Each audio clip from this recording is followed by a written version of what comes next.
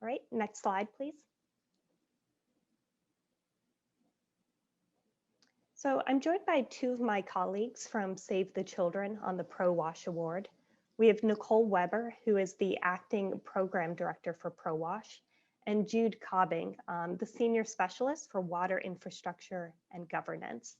My colleague on scale, Ali Blumenstock, is also joining and supporting us behind the scenes on some of these logistics. So thank you, Ali, as well. Before I jump in, I also just want to be sure to thank Neve, to thank John and the rest of the team for all of their support in bringing this event to fruition. It's been a bit of a long time coming as we've kind of kicked around a few different ideas and dates, and we've really appreciated the steadfast support from all of you, from the CARE team and the Titukulane team members. We appreciate you sharing your time, your insights, and your feedback to help us craft the agenda that we have today, which we hope will hit the mark and be useful to you all. Next slide. Think back just one onto our objectives. Thank you. So why this discussion? What do we hope to accomplish today? We know that you all are wrapping up your refinement year and you're moving into your technical workshops next week and then on to your culmination discussions. So I'm sure this has been a crazy period, but hopefully a period of a lot of rich learning as you're examining and you're adapting your theory of change. And our objective in hosting this event is to hopefully contribute to that learning by highlighting some of the key lessons learned from the previous DFSAs that preceded Titukulane, the PCI and JIRA DFSA, and the CRS-led UBALE activity, with a focus on the areas in which our awards work: agriculture, NRM, livelihoods, and WASH, and some cross-cutting issues that apply across these sectors. So over the past months, Scale and ProWash have reached out to UBALE and JIRA's former leadership and team members to get a bit more depth and understanding of their experiences, and to dive deeper into some of the key findings that you might have seen in the end-line reports. For the successes, what helped to make things work? And also, what were the pitfalls? What are the things that you wish you had known sooner or that you wish you had done differently? And of course, we recognize there's going to be limitations in transferring information and learnings from one context to another. There's new challenges, COVID, for example. There's social differences and other contextual differences. And you all are the experts of your context and your work plan.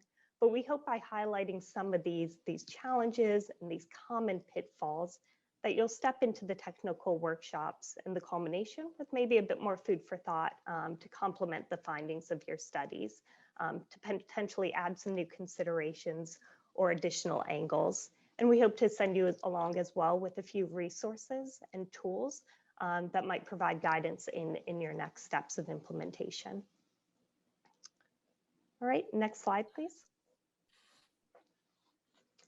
So we'll be together for a little over an hour, and here's how we hope to use that time.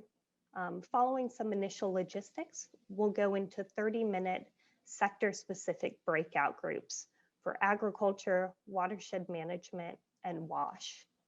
We'll then have a quick debrief in plenary together, and then jump into some cross-cutting issues linked to livelihoods that we think are better tackled in this cross-sectoral group. We'll then have a quick wrap up and discuss a few next steps. Next slide.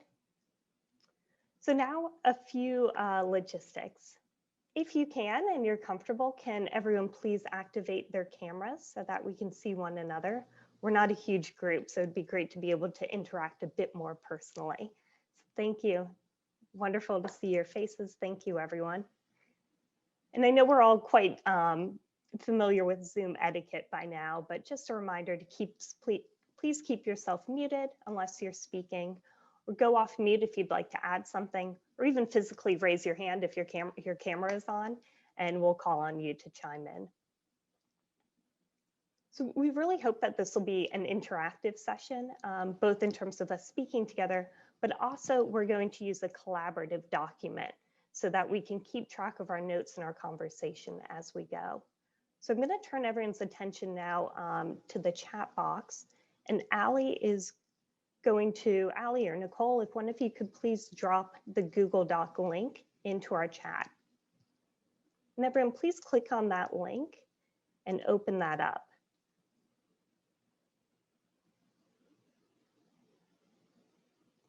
I'll give you all a minute to do that. And hopefully what you'll see when you open that is what we now have on the screen here. You'll see the agenda that I just discussed on page 1. Now, what we'd like for you to do is to arrange your screen so that you can have the collaborative document side by side with our Zoom call. So you can click and drag your Zoom call to one corner to split your screen and drag your Google Doc onto the other so that hopefully you can see these side by side. There's a bit of guidance there on the second page about how hopefully you'll be able to arrange your screens to facilitate this. If you're having any difficulty at all, Allie is here to help. So feel free to just drop a note into the chat box and she can follow up with you for a bit of assistance. All right, and now a little test. If everyone can join me on page 3, we have a table here for introductions on page 3 and page 4. So if you can please find your name and fill out your title and your organization in this box. And this will just help us check that everyone is on the same page and that we're together.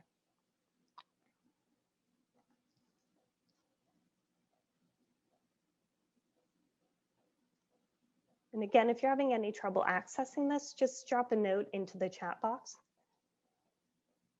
and we'll follow up with you.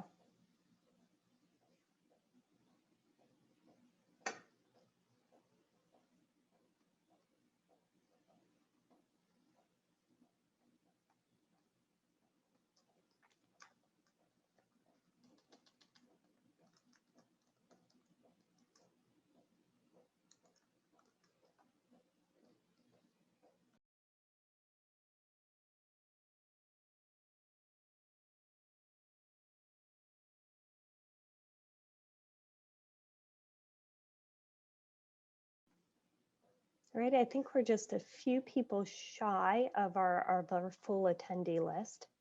So if you're having any challenges, please remember just click the Google Doc links and we're filling out our introductions on page 3 and 4.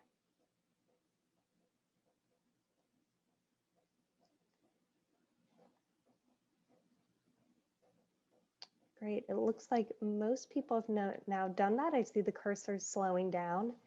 So I'm going to move us on to our next activity. So from here, we're going to be going into sector-specific breakout groups for about 30 minutes. So each of you have been assigned to a technical area that aligns with your work on Titukulane. And in these groups, you'll have, excuse me, you'll have a speaker from each of the groups doing a bit of a deeper dive into some of the lessons learned around those topics.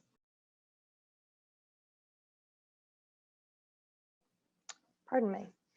I think from here, Allie, if you could send us into those breakout groups and we can discuss a little bit more of the next tasks. So in a minute, you should have a message pop up and it'll be splitting you out into your assigned breakout group. So we'll see you in there. So thanks everyone. We're going to do a quick 90-second readout from each of the 3 groups, just talking about what we've discussed in our groups. So for breakout room number 1, we really focused on WASH and livelihoods. So thinking about how can we apply the learnings around sanitation marketing, latrine construction quality, the need for economic support and access to financial services in order to really move the mark on improved sanitation coverage. In your RFSA, this is being addressed through a sanitation assessment that is planned for year 2, which includes looking at both the supply and the demand side, as well as the enabling environment. As a next step, ProWash will be able to share terms of reference from previous studies, as well as link up the team with DFSAs who have recently conducted market assessments, who would be able to share their reports, as well as some of the learnings that they have from carrying out this process. In addition, you need to kind of explore over time the need for subsidies or access to financing for the poorest wealth quintiles, as likely that will be a barrier to improved sanitation. Finally, there was a discussion around how do we need to change the monitoring indicators we use to move from monitoring access to more monitoring with the market-based approach, perhaps sales indicators or indicators around working with entrepreneurs. The second learning we focused on was around water spare parts and repairs, recognizing that a significant number of water points fall into disrepair within a short amount of time. And so what sort of models and what can be the engagement by youth and other entrepreneurs in the community to ensure that water systems are maintained, but that also when there is an issue, that they respond very quickly. And that there isn't long periods of time in which the water is not available, which then results in people not wanting to pay for it, rightfully so, if the service is not of high quality. And then the third learning we had was around what sort of skills do we already have in our DFSA and our RIFSA around value chains, private sector engagement, and as well as marketing. And so there was a discussion around really leveraging those backgrounds, those staff that we have in agriculture and marketing to build and to support sanitation and water supply repair groups as well. So now I'm going to pass it over to Kristen for a brief wrap up of agriculture. Thanks, Nicole. On the agriculture side, we talked quite a bit about the use of government extension agents and the training necessary to establish strong partnerships. Sorry, my puppy has a lot to say about this one, so sorry for the noise in the background. So Titukulane spoke about their approach to skills building of the extension workers that they'll be partnering with through the government, with an emphasis on pulling in gender responsive training and techniques being a key aspect of that work. They also talked about identifying and leveraging champions, which was a key lesson that came out of the previous programs, and ensuring that they're working as well on the advocacy end to advocate for longer term budgeting and support of those extension officers after the end of the program. So thinking about the longer term sustainability of these partnerships. We spoke a little bit as well about how Titukulane is addressing and planning for the sustainable adoption of new ag techniques, specifically in the face of extreme weather events, which they know will continue. So they're emphasizing climate smart ag practices, as well as strengthening partnerships with PSPs and looking at sustainability through private sector engagement, tapping into strong existing agro-dealer networks and farmer marketing groups to promote group sales and negotiations. They also talked about how their studies have facilitated the identification of value chains from which they think they will, the program is likely to have the most profitable and successful returns. So I'll stop there. Apologies again for all the audience in the background, and I'll pass over to you, Jude. Thanks, Kristen. Thank you, and hi, everybody. So I'm reporting back from the watershed breakout room, and we spoke mainly about two key issues coming out of the Ubala and Njira report. And the first one was the need to improve integrated watershed management. And essentially what that means is managing soil moisture and planting trees and making sure that water resources within the microcatchments are protected and managed. And this is seen by Titukulane as highly relevant, particularly at the small watershed scale. And there's a focus on restoration, combating deforestation and loss of soil and erosion. And Titukulane has a high level of experience through Emmanuel International coming into the project derived a lot of it from Obalan and Jera. There is an intention to double down on a gender responsive approach, as clearly it is more sustainable than past approaches. It's been summarized as water smart agriculture, essentially, is what Titukulane is aiming for as part of their strategy. The needs are training in this, more training of staff, and information sharing too, availability of knowledge and information, and also the need to integrate purpose one, which is the agriculture focused purpose of Titukulane, more closely with the other areas. And I'll talk about that in the next piece here, which the second thing we spoke mostly about was about the aim to improve small irrigation schemes in Titukulane.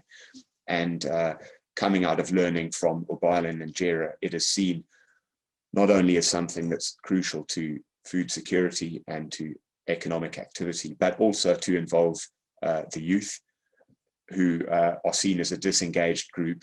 And Titukulane has a particular focus on youth, on that particular sector.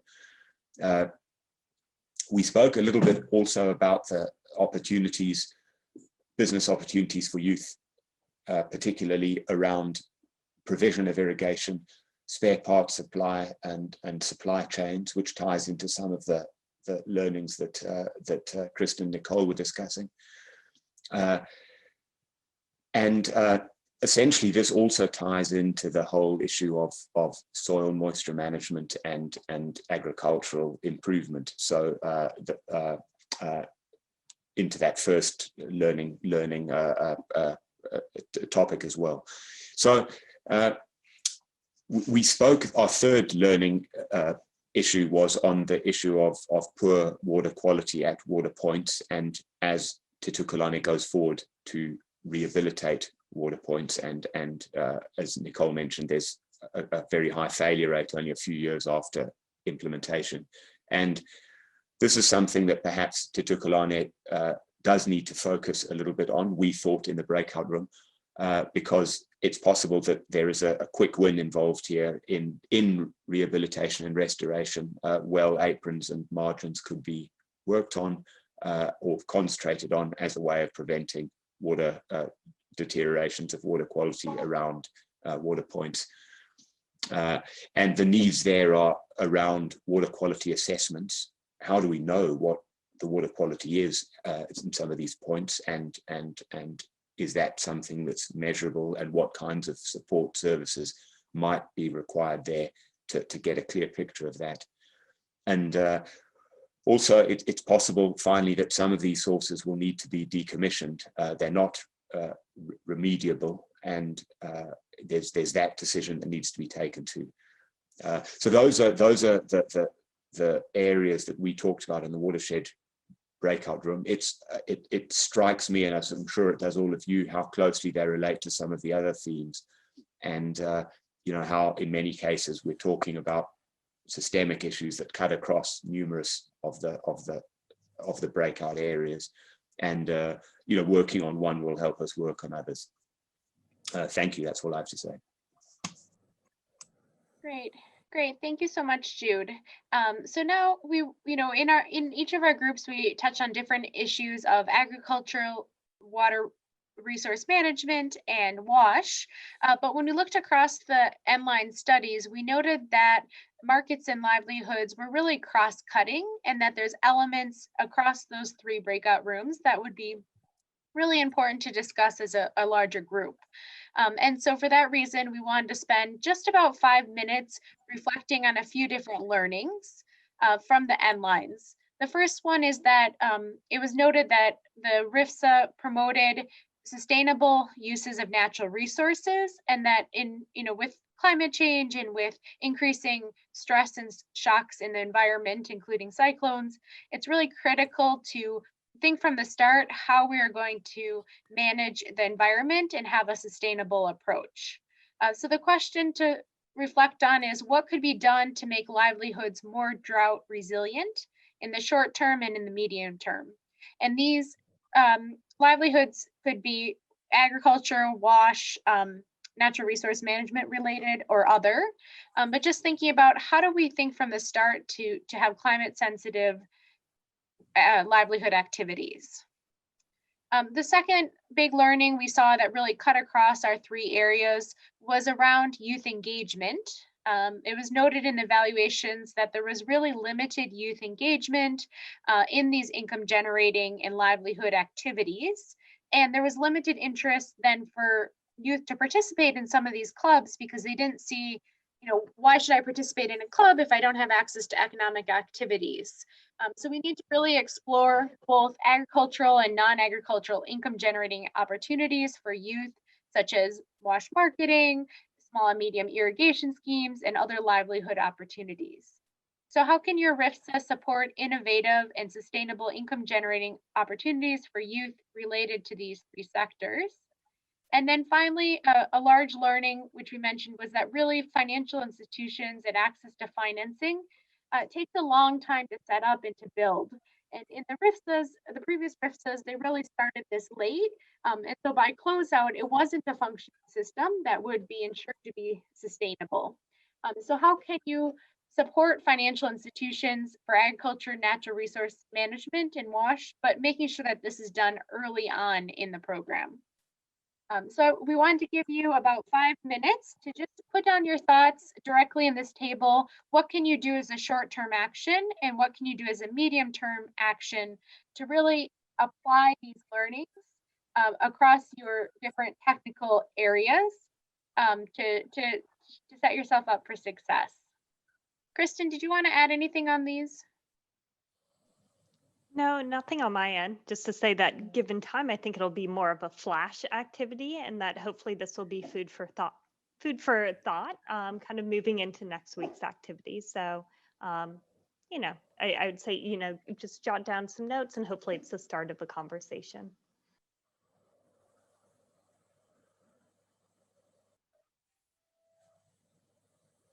Are there any questions from everyone as well?